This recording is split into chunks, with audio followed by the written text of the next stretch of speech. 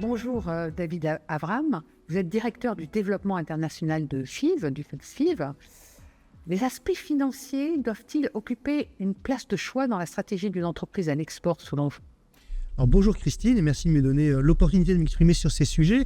Alors, plutôt que les aspects financiers, j'ai envie de parler de financement, puisque c'était un des thèmes de l'atelier auquel je viens de participer dans le cadre de ces universités d'été. Et oui, je ne peux pas répondre à autre chose que oui, les aspects financiers sont importants pour les entreprises exportatrices aujourd'hui. Nos clients nous demandent des solutions. Nos concurrents aujourd'hui proposent ce genre d'outils. Il faut que nous restions compétitifs sur ce sujet. Et aujourd'hui, c'est le cas avec différents types d'outils, en particulier les outils de l'assurance crédit export que distribue BPI-France. D'accord. L'accès à ces solutions de financement dont vous parlez, donc l'accès à des solutions de financement compétitives, est-il un élément de la compétition internationale aujourd'hui? Vous avez un peu répondu à la question, mais est-ce que vraiment c'est incontournable? Incontournable, ça va dépendre de vos projets, ce ne sera pas incontournable pour tous vos dossiers, mais c'est sûr que j'ai envie de parler de deux cas particuliers. Il y a le cas où on a un client qui va nous demander un financement, qui en a besoin, ou soit parce qu'il ne trouve pas de solution auprès de ses partenaires bancaires et financiers locaux, soit parce qu'il veut essayer de réduire le coût de son projet, et ça passe aussi par les coûts de financement. Et là, charge à nous d'être le plus compétitif possible, et surtout plus compétitif que les autres pays d'implantation de nos concurrents.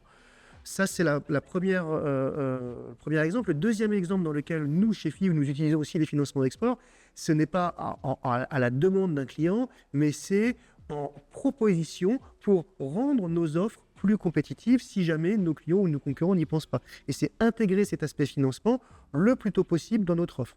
Ça permet soit bien entendu de rendre nos offres plus compétitives, mais souvent ça nous permet de faire aussi un petit peu d'intelligence économique et de récupérer des informations qu'on n'aurait pas eues autrement, parce que si on n'aborde pas ces sujets-là, si on ne pose pas la question à nos clients de la manière dont ils souhaitent se financer, on se prive peut-être d'une source d'information qui nous permettra d'être plus pertinent dans la construction de nos offres. Ça suppose en interne une transversalité entre différents services, parce que c'est vrai que les sociétés françaises ont la réputation d'être plutôt en silo, là au contraire, vous êtes obligé d'être complètement transversal. Alors, on est obligé d'être transversal sur ce sujet-là, et notre organisation nous permet de l'être, puisque le groupe FIV est une multitude d'entreprises industrielles très spécialisées, avec des services commerciaux avec lesquels moi je travaille au quotidien sur différents sujets, dont ce sujet des financements. Mais le savoir-faire, le réseau de contacts, il est centralisé sur moi et une personne dans mon équipe au siège parisien de FIV. Donc cette organisation favorise la transversalité. Et oui, ça peut être une difficulté dans d'autres entreprises. Ça peut également être une difficulté pour une PME qui n'aura pas accès aux sachants de ces métiers-là. Mais les choses s'améliorent quand même grandement parce que les banques font leur travail sur le sujet, parce que notre agence de crédit export BPI-France aujourd'hui est très présente dans tous les territoires et permet l'accessibilité à ces outils pour toutes les entreprises, qu'elles soient petites ou plus grandes. Je précise que vous connaissez bien le sujet, la communauté d'affaires, puisque vous êtes aussi conseiller du commerce extérieur de la France. Je termine. La France est-elle bien pourvue dans ce domaine, en matière d'outils de financement, d'outils à l'export? La France est selon moi plutôt bien pourvue. Il y a des outils qui n'existent qu'en France, et pas forcément que dans le financement, qui sont distribués par BPI-France. Il y a toute une gamme d'outils qui permet de sécuriser une opération, de la financer. Bien entendu, les autres pays évoluent très vite aussi.